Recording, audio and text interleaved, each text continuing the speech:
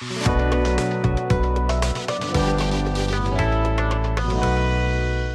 everyone, welcome back to the official YouTube channel of Broadway A2E Academy. This is विमलप्रीत Kaur और आज मैं आपके लिए एक ऐसी वीडियो लेके आई हूँ जिसमें मैं आपको बताऊंगी इंग्लिश लैंग्वेज के बहुत ही इंटरेस्टिंग फैक्ट्स. सो बहुत से बच्चे इंग्लिश सीखना स्टार्ट करते हैं but they miss interesting facts about English. So moving towards the interesting facts, first fact we have is that in English language there is a word which consist of 45 letters. Yes, you heard it right. English language में एक ऐसा word है जो 45 letters के साथ आता है. Letter को आप अपने स्क्रीन पे देख सकते हैं एंड इस लेटर को मैं प्रोनाउंसिएट तो डेफिनेटली नहीं करने वाली हूँ because it's quite difficult, but मैं आपको इसका मीनिंग बता सकती हूँ. इस लैंग्वेज को, इस वर्ड का मीनिंग है, ये वर्ड यूज़ किया जाता है एक टाइप ऑफ लंग डिजीज़ के लिए. जो लोग डॉक्टर हैं उनको ये चीज़ पता होगी कि ये वर्ड क्या है और इसका एग्जैक्ट मीनिंग क्या है, but this is a lung disease related to a lung disease. Then next interesting fact we have is there is a sentence in English language which consists of all 26 alphabets of English. The sentence is the quick brown fox jumps over the lazy dog. अगर आप इसको ध्यान से देखें तो इसमें सभी जो 26 लेटर्स हैं इंग्लिश लैंग्वेज के वो सभी सेंटेंसेस इसमें आते हैं, वो सभी वर्ड्स इसमें हैं. सो ये जो वर्ड है ये ज़्यादातर प्रैक्टिस किया जाता है for good handwriting and to test pens और कीबोर्ड्स. इस सेंटेंस को यूज़ करके आप अपनी लैंग्वेज की प्रोफिशिएंसी या फिर अपने जो भी प्रोनाउंसिएशन है उसको भी इम्प्रूव कर सकते हैं बिकॉज इसमें सभी लेटर्स आते हैं. सो आपको पता चल सकता है कि किस वर्ड की प्रोनाउंसिएशन किस हिसाब से आप करनी है. Then next fact we have is the word जो कि एक कंप्लीट सेंटेंस है but it is very short and very small sentence which is I am. I am एक ऐसा सेंटेंस है इंग्लिश लैंग्वेज का जो सबसे छोटा और सबसे कंप्लीट सेंटेंस है.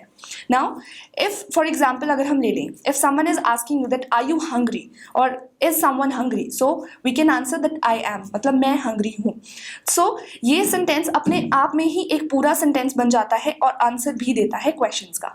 So you can use these sentences और इस सेंटेंस को आप किसी भी लैंग्वेज में मतलब अपने हिसाब से किसी भी तरीके से इसको मोल्ड कर सकते हैं उसमें और वर्ड्स को ऐड करके. Then next fact we have is the word rhythm. Rhythm word English language में एक ऐसा word है जो सबसे ज़्यादा बड़ा word है without any vowel. अगर आप इस वर्ड को ध्यान से देखेंगे तो इसमें कोई भी वाउल वर्ड यूज़ नहीं होता. वाउल वर्ड्स होते हैं AEIOU और rhythm word without any vowel use होता है. इस वर्ड का मीनिंग होता है a strong pattern of sounds जो कि म्यूजिक में यूज़ किए जाते हैं. Then moving towards the next fact which is word queuing. Queuing word एक ऐसा word है जिसका meaning होता है कि लाइन में वेट करना. जब किसी भी लाइन में वेट किया जा रहा है तो वहाँ पे ये वर्ड क्यूइंग यूज़ किया जा सकता है and it is the only word जिसमें 5 कंसेक्यूटिव वाउल्स आते हैं. फॉर एग्जाम्पल क्यू के बाद UE आई आया है. सो 5 एक ही रो में जब वाउल्स आए हैं तो उसको बोलते हैं कंसेक्यूटिव वाउल्स. नाउ यही एक ओनली वर्ड है जिसमें 5 बार वाउल्स इकट्ठे आते हैं. अब आपको मुझे कमेंट सेक्शन में बताना है कि और कौन से ऐसे वर्ड्स हैं जिसमें कंसेक्यूटिव वाउल्स आते हैं, चाहे वो 4 वर्ड्स हों चाहे वो 5 वर्ड्स हों. Do comment section, do comment in the comment section. Then next fact we have is there are 7 ways to pronunciate the word OUGH. बहुत सारे बच्चों को प्रॉब्लम आती है जब वो ये वर्ड को प्रोनाउंसिएट करते हैं क्योंकि हर एक कॉन्सोनेंट के साथ लग के इन वर्ड्स का जो प्रोनाउंसिएशन है वो बिल्कुल अलग हो जाता है. For example first word we have is rough. अब इसमें जब OUGH आ रहा है तो उसके लास्ट में साउंड जा रहा है F का. Then next word we have is thought. Thought में जब OUGH आता है तो इसका लास्ट में साउंड जाता है ट का, thought. Then next word we have is dough, DOUGH. इसका लास्ट में साउंड जाता है यू का, dough, O. Next word we have is plough. इसमें साउंड जाता है ओ का, प्लो. प्लो मीन्स जोतना. Next word we have is through. इसमें साउंड जाता है ऊ का. Next word is bro. Bro में साउंड जाता है ओ का.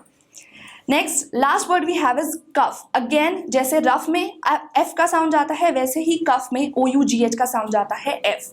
There are 2 and 3 more type of these words, पर वो बहुत रेयरली यूज होते हैं. That is why I am telling you the 7 type of pronunciation of OUGH. Now last interesting fact we have is, क्या आप लोग जानते हैं कि इंग्लिश लैंग्वेज में कोई ऐसा वर्ड है जो एंड होता है MT के साथ। If you know any kind of this word तो कमेंट सेक्शन में मुझे ज़रूर बताइएगा। मैं आपको एक एग्जांपल देती हूँ। इंग्लिश लैंग्वेज में मेरे हिसाब से सिर्फ एक ही ऐसा वर्ड है जिसमें MT यूज़ होता है in the end, which is dreamed. Dreamed word जो है वो ड्रीम की थर्ड फॉर्म ऑफ वर्ब है और ये बहुत सारे लोग यूज़ करते हैं जब वो बात कर रहे हैं अपने ड्रीम्स के बारे में। For example, last day I dreamed of something really amazing. उस टाइम पे मतलब मैंने पिछले दिन या पहले कभी मैंने देखा था सपना किसी बहुत ही इंटरेस्टिंग सी चीज़ के बारे में। So I use the word dreamed. Now you have to tell me something interesting facts about English language जो आपको पता है, सो दैट हमारे इंटरेस्टिंग फैक्ट्स को और लोग भी जान पाएँ और उनको पता चले कि इंटरेस्टिंग लैंग्वेज कितनी है इंग्लिश। नाउ आज की मैं वीडियो यहीं पे कंक्लूड करती हूँ। अगर आपको ये वीडियो अच्छी लगी हो तो इसे लाइक कीजिए और कमेंट सेक्शन में इंटरेस्टिंग फैक्ट्स बताना मत भूलिएगा। Thank you.